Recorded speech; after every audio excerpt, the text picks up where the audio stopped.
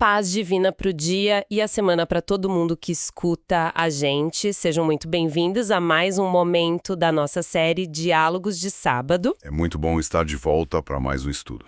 E hoje nós preparamos um mergulho profundo num texto que, olha, é ao mesmo tempo um clássico absoluto da literatura cristã e uma peça fascinante de análise psicológica. Com certeza.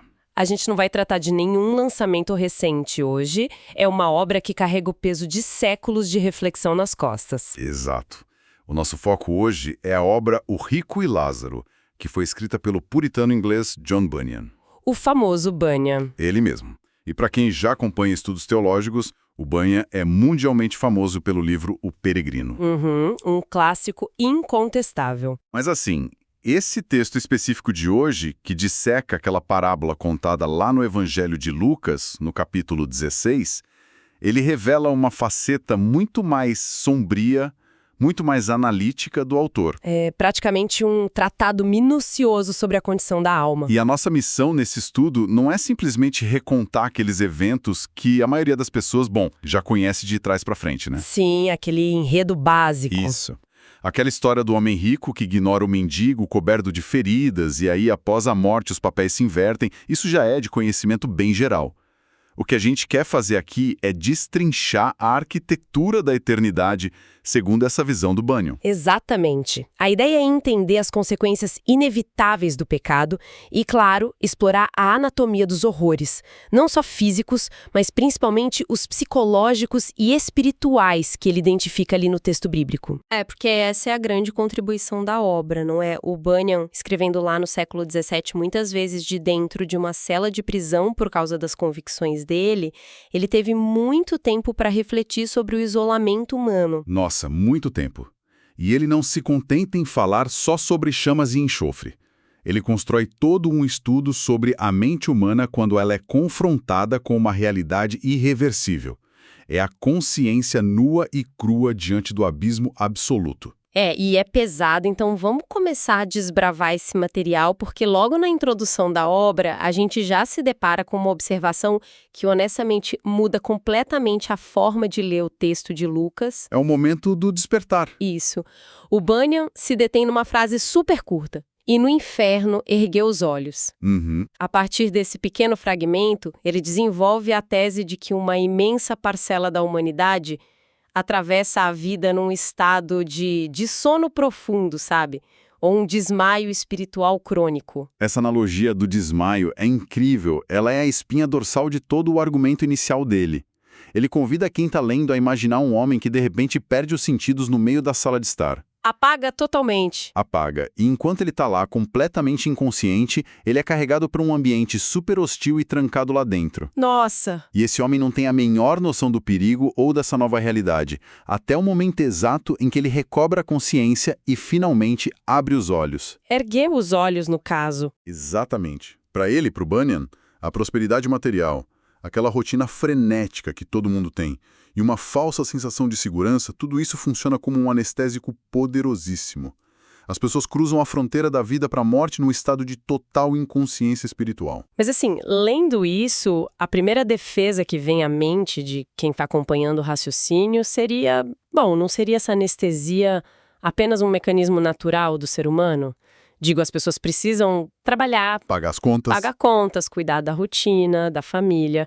Como é que o Bunyan diferencia o mero ato de viver o cotidiano dessa cegueira espiritual absoluta que ele condena de um jeito tão duro? É uma distinção fundamental que ele faz. O Bunyan não condena o trabalho, a rotina, a vida cotidiana em si. O problema, segundo ele, é quando essa rotina substitui totalmente a reflexão sobre o destino da alma.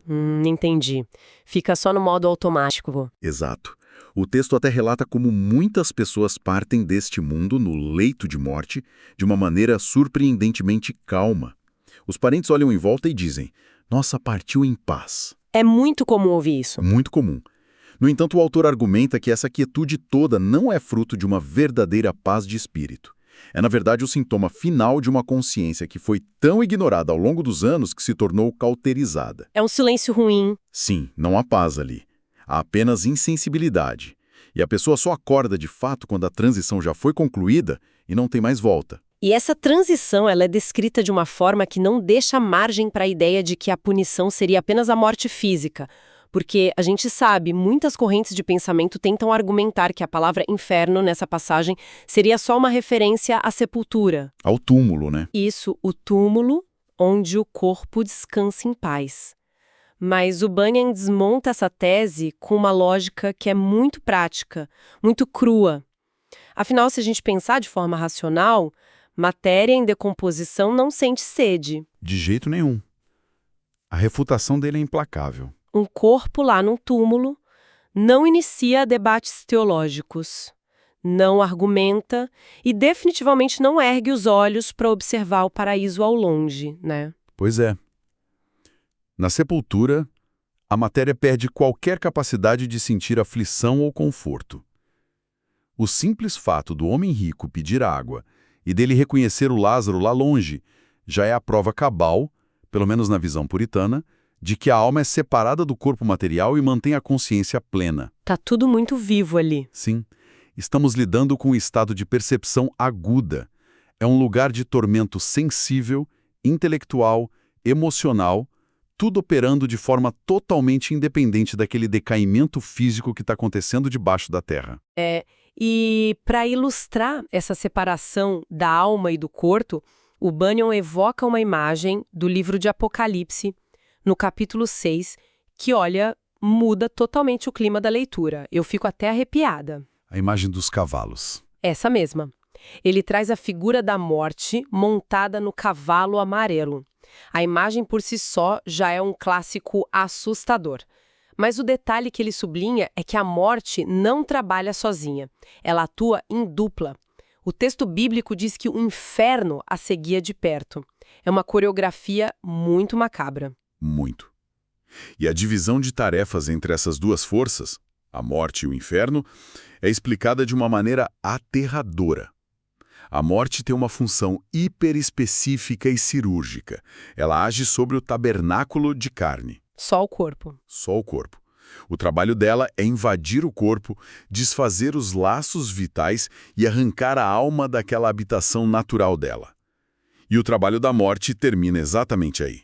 Mas imediatamente. No mesmo milissegundo. No mesmo milissegundo. O inferno, que vem logo atrás como se fosse um predador, assume o controle para aprisionar e esmagar essa alma recém-despida da proteção material dela. É uma perspectiva densa demais sobre a mecânica do fim da vida.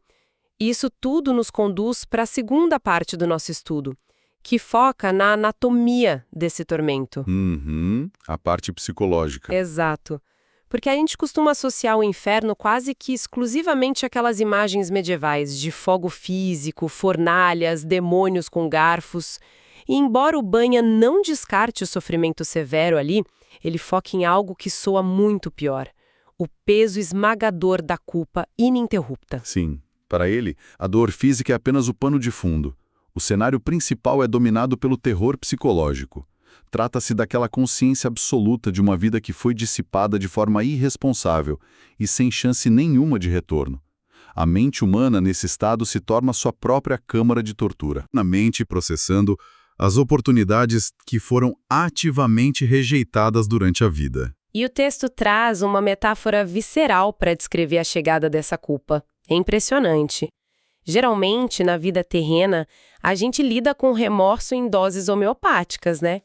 Um pouquinho por dia. Exato. Uma pessoa lembra de um erro hoje, dá uma pontada no peito. Aí lembra de uma palavra maldita na semana que vem, dá outra pontada.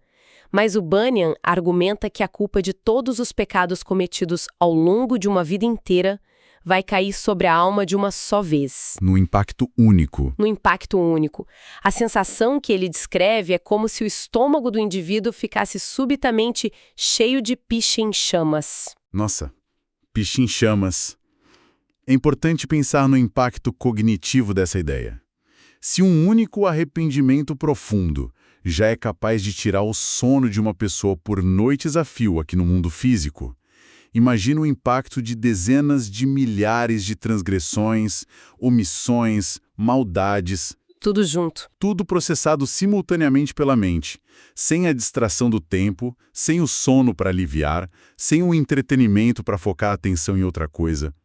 É um peso que transcende qualquer flagelo exterior. E dentro desse caldeirão todo de tormento mental, o autor aponta um elemento de ironia trágica, que é a inversão drástica de papéis. Essa inversão é praticamente o núcleo da narrativa de Lucas. O homem rico, que em vida vestia púrpura, dava banquetes esplêndidos todos os dias, ele proibia terminantemente que o Lázaro entrasse na casa dele. O Lázaro ficava do lado de fora, no pó. E no pó, coberto de feridas que os cães de rua vinham lamber. E agora, na eternidade descrita pelo Bunyan, o cenário sofre um giro de 180 graus. Aquele cara que era dono de tudo, independente, orgulhoso, agora está na posição mais humilhante possível. Ele está implorando. E o mais irônico, não é um pedido de socorro genérico para qualquer um. A ironia cortante é que ele clama para que o alívio venha especificamente através das mãos do Lázaro. Sim, o homem que antes não era digno e nem de recolher as migalhas que caíam da mesa do rico, agora é visto como a única fonte possível de misericórdia. O rico pede que o Lázaro molhe a ponta do dedo na água para refrescar ele. E aqui a gente chega num detalhe do texto que, para mim, é uma das análises mais peculiares da teologia puritana. Por que que o rico pede água especificamente para a língua? É um ponto excelente. Ele não pede que a água seja jogada no rosto dele ou sobre a cabeça para baixar a temperatura. O Bunyan enxerga nisso o princípio da retribuição específica. Ele defende a tese de que os membros do corpo humano que foram os principais instrumentos do pecado durante a vida recebem uma carga de punição proporcional e, o mais assustador, localizada. É o conceito de justiça poética levada às últimas consequências, né? O autor foca na língua porque ela é, historicamente, um membro cujo poder destrutivo a gente subestima demais. Ele até traz uns paralelos com as cartas do Novo Testamento, como o livro de Tiago. Onde fala do fogo, né? Exatamente. Tiago descreve a língua como um mundo de iniquidade, cheia de veneno mortal e capaz de incendiar o curso de toda uma vida. E faz muito sentido quando a gente analisa o comportamento humano padrão. As pessoas mentem, espalham difamações, proferem ameaças, usam de lisonja hipócrita para ganhar alguma vantagem e muitas vezes fazem isso com uma naturalidade que é de assustar. Como se não fosse nada. Existe uma ilusão de que as palavras se perdem no ar, de que ninguém vai precisar prestar contas sobre aquilo que apenas foi falado e não feito fisicamente. Na visão do autor, aquela mesma língua soberba que comandava os banquetes e humilhava os vulneráveis se torna o epicentro de uma dor aguda. O órgão que mais pecou é justamente o que mais clama por um refrigério que é impossível. O que nos leva, de uma forma bem orgânica, ao próximo estágio desse desespero psicológico. A resposta de Abraão. Exato. Quando o homem rico faz o clamor dele para Abraão, a resposta que retorna não contém nenhuma agressividade no tom, mas traz a frase mais devastadora que poderia ser pronunciada naquele ambiente. A resposta começa com: Filho, lembra-te. Essa é, sem a menor dúvida, a passagem mais pesada da análise. Lembra-te. Num ambiente de sofrimento absoluto, o maior desejo de qualquer ser humano seria o esquecimento. A amnésia seria a maior das bênçãos ali. Total. Mas a memória do condenado, pelo contrário, é brutalmente restaurada e ampliada. A mente vira um projetor que fica exibindo o passado repetidas vezes e não tem o botão de desligar. A memória funciona ali como o próprio carrasco interior. E o Bunyan detalha os itens dessa lembrança forçada. O indivíduo vai ser obrigado a lembrar de cada oportunidade em que a verdade bateu na porta e foi rejeitada. De cada detalhe. Vai ter que recordar com uma exatidão matemática o tempo, o lugar e as companhias com as quais zombou de pessoas íntegras. Cada trapaça nos negócios, cada conselho sábio que foi ridicularizado. Não tem mais como culpar a ignorância ou o acaso. A clareza mental no estado de condenação é total. E a recordação se estende também àqueles prazeres que pareciam tão vitais na vida terrena. E para ilustrar a futilidade desses prazeres mundanos em face da eternidade, o Bunyan usa uma imagem rural muito forte. Ele compara os bens e as alegrias dos ímpios a um feixe de espinhos secos queimando debaixo de uma panela de ferro. É uma metáfora visual brilhante. Porque quando você joga fogo em galhos secos e finos e cheios de espinhos, a combustão é extremamente violenta. Faz um estalo alto, levanta umas chamas enormes. Esquenta super rápido, né? Gera um calor rápido, parecem impressionantes, mas só por alguns segundos. A duração é mínima. Trazendo para os dias de hoje, é o equivalente a comprar um carro caríssimo apenas para ostentar um status social. No primeiro dia, a euforia é gigantesca. Mas no mês seguinte, a pessoa está presa no mesmo engarrafamento que todo mundo, pagando impostos gigantescos, manutenção absurda. O encanto some. O calor inicial passa muito rápido e o que sobra é a fuligem. No exemplo dos espinhos, em questão de instantes o fogo morre, deixando só umas cinzas frias e um cheiro ruim no ar. O Bunyan questiona mesmo a sanidade de quem troca a bem-aventurança eterna por algumas décadas de status, de riqueza ou de prazeres que se consomem tão rápido quanto um graveto. A disparidade é chocante. É literalmente trocar o infinito por algo que o tempo já transformou em cinza. E para consolidar essa perda irreparável, a gente chega no versículo 26 de Lucas, que menciona a existência de um grande abismo. O famoso abismo. De um lado, tormento, do outro, Abraão e Lázaro. E esse espaço é classificado como intransponível. O Bunyan oferece uma perspectiva teológica muito firme sobre a natureza desse abismo. Até porque a tendência natural é imaginar um desfiladeiro físico, não é? Um cânion gigantesco separando duas regiões montanhosas. Mas o que isso significa na prática, segundo a obra? O abismo não é uma falha topográfica. Ele é a representação do próprio decreto eterno e imutável de Deus. É o selo de fixação. É o selo do estado espiritual. Significa a falência definitiva de qualquer esperança de transição. É o ponto final em qualquer ideia de, digamos, purgação progressiva ou uma melhora através do passar dos milênios. O abismo é a ausência de amanhã. O decreto está posto. Questão de frisar, simplesmente encontram ouvidos surdos. Ele pede água, a resposta é não. Ele pede o envio do Lázaro, a resposta é não. E é justamente na negativa desse último pedido que o nosso estudo de hoje atinge o seu momento de maior clareza. É o grande ponto de virada da argumentação do Bunyan. E algo que, sério, muda toda a perspectiva sobre o comportamento humano. Com certeza. É a desconstrução de um mito interpretativo que é muito comum para quem lê essa passagem. Vamos analisar a cena, então. O homem rico percebe que a causa dele está perdida. Não vai ter água, não vai ter alívio. Então ele muda a estratégia e faz um apelo em favor dos 5 irmãos dele que ainda estão vivos lá na Terra. Ele implora para que o Lázaro seja enviado de volta. Como um fantasma, né? Sim, um aviso vivo para alertar a família e evitar que eles caiam naquele mesmo lugar de tormento. E qualquer leitor inicial pensaria, olha só, apesar de tudo ele ainda preserva um instinto nobre.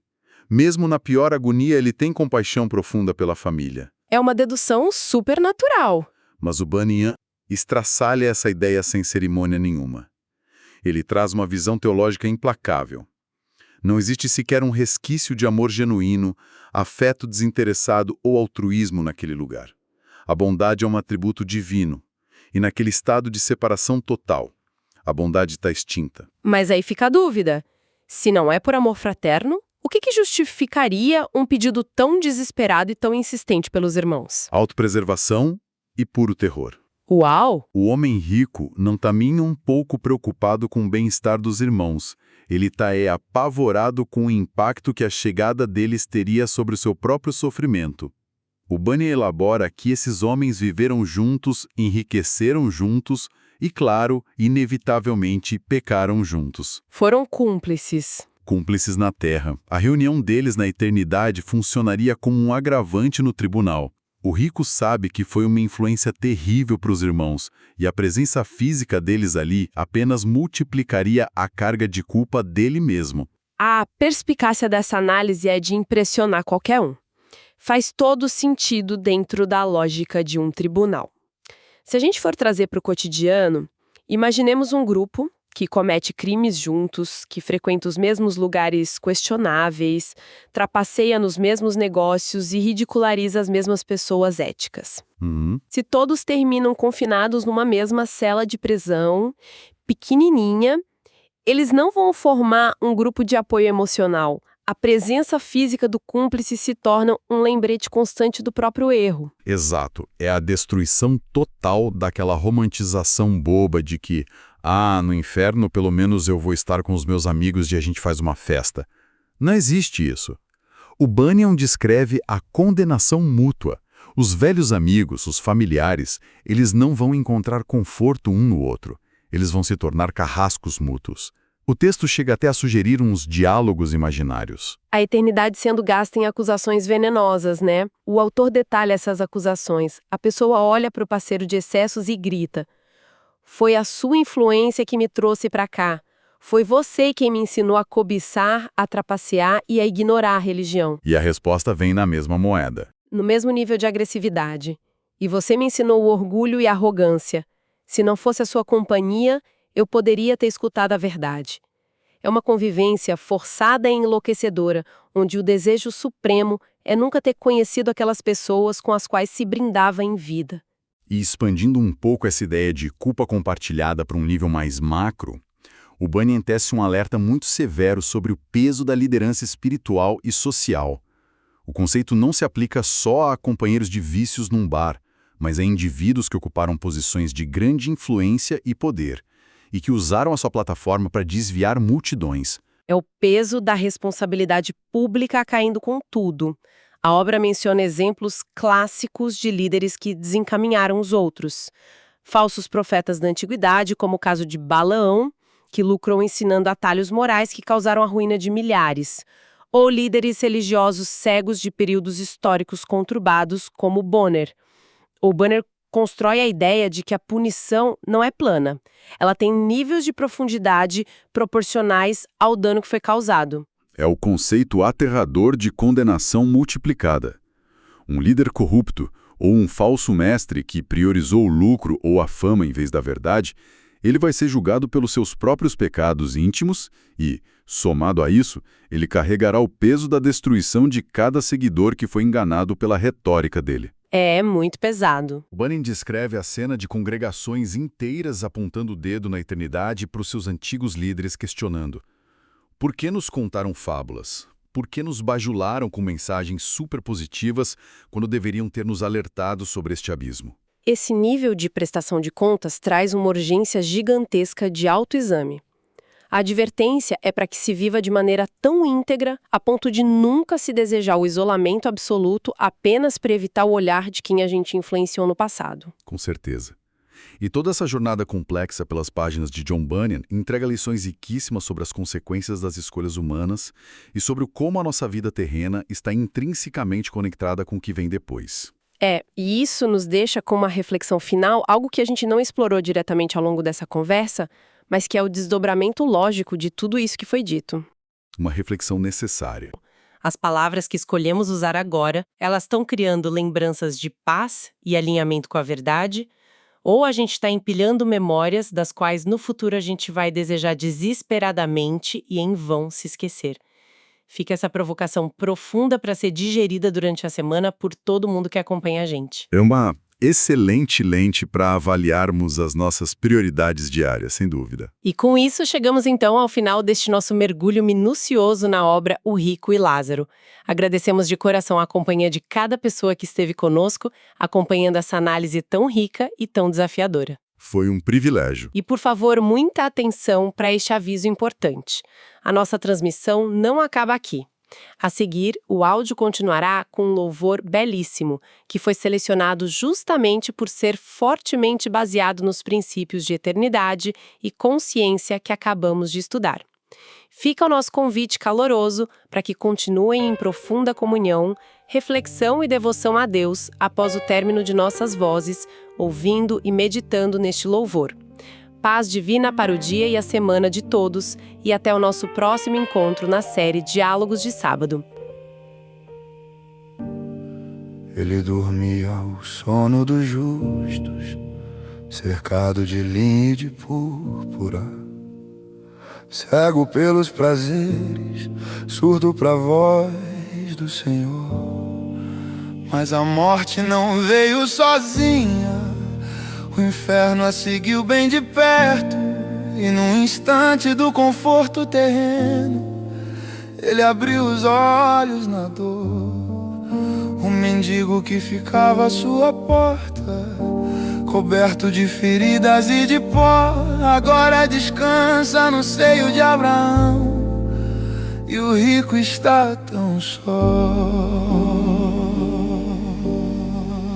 Pai Abraão, tem misericórdia de mim.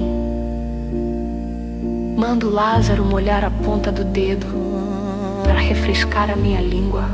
Mas do alto a resposta ecoa como o trovão da eternidade. Filho, lembra dos seus bens na vida, lembra da sua vaidade. A memória agora é o seu carrasco, queimando mais do que a chama.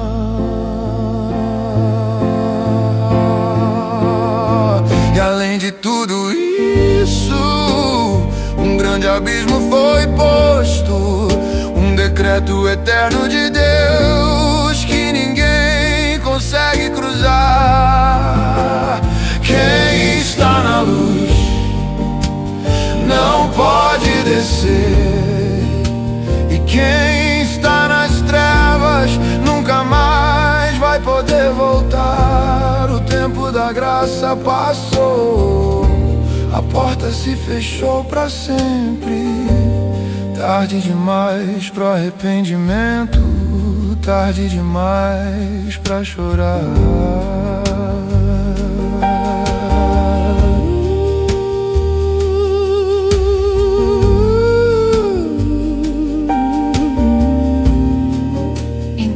Manda ele lá pra casa do meu pai. Eu tenho 5 irmãos. Avisa eles da verdade, pra que não venham pra este lugar. Não é por amor que ele clama, é pelo pavor do tormento dobrado. Pois cada parceiro de pecado que cai na mesma prisão aumenta a dor do culpado, multiplica a sua condenação. Pois além de tudo isso, um grande abismo foi posto, um decreto eterno de Deus que ninguém consegue cruzar. Quem está na luz não pode descer, e quem está nas trevas nunca mais vai poder voltar. O tempo da graça passou, tarde demais, tarde demais. Filho, lembra da sua vida. A eternidade não tem fim. Um grande abismo foi